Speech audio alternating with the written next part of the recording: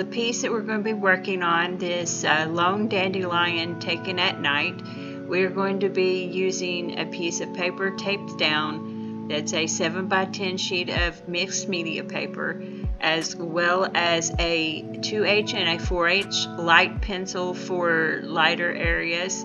And then for doing the background and layering the background, we will be using a 4B up to an 8B and working our way up each layer and blending in between. We'll also be using, for some detailing as well as getting some areas whitened and highlighted, we'll be using a Derwent Chinese white colored pencil. I will also be using my Faber-Castell ink eraser with a brush on the end to lighten areas as well as do highlights and detailing. And then I will also be using an eraser to also help lighten up areas, as well as lifting some graphite off of areas that I want to brighten up and bring the white back.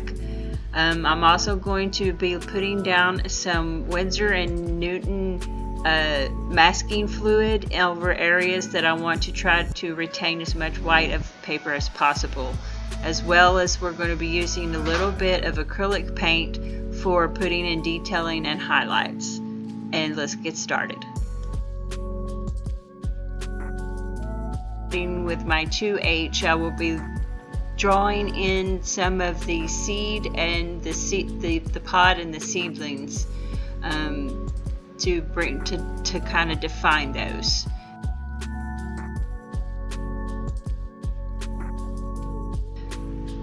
I'm going to be using a small liner brush and a little bit of the masking fluid to put down on the paper areas where I want to try to maintain highlights, as well as maintain as much the areas that I want to try to keep the white of the paper. Also, as I'm laying down each layer, as in addition onto the first layer, you want to use a light hand when you're doing the shading in behind the petals of the dandelion, as to first of all try and not to rub any of the masking fluid off, as well as to keep the light fluffiness of the dandelion. Again, just continuing to work on that background, getting the graphite good and covered on there, making sure I've got good coverage of the graphite. And then I will be, first I picked up a brush, a paintbrush, to try to do the blending with, but it wasn't blending out the graphite as smoothly as I'd like.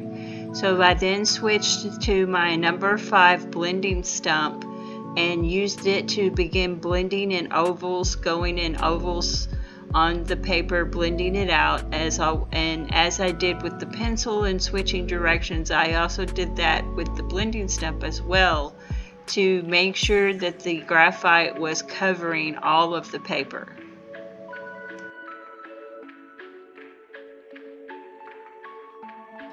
And now that I have gotten my layers down and have them good and blended out, I'm going to start working on the dandelion by first removing the masking fluid. And you'll see I'll just use my finger to rub it off, and it just comes off. And once it comes off, you will see how it preserved the white of the paper on the areas where the masking fluid was put.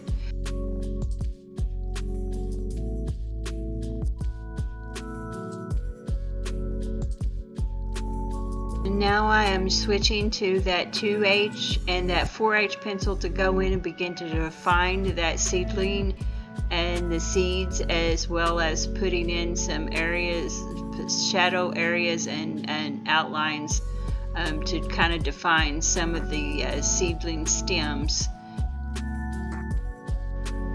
And here you can see how I'm using just the corner of my square art eraser to just kind of put in the little dots in areas where I want to have the little petals of the seedlings, and create that little ball that's in the center of the furry, fuzzy parts of the petals.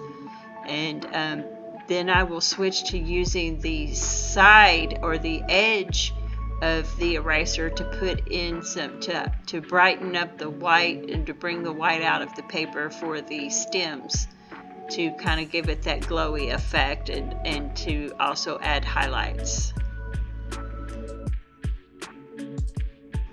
And you can see here is where, after I had done some work to the dandelion, I decided to go back and do some more work on the background and add more layers and blend in between each layer as I worked up to the 8B pencil to darken that background and get it as dark.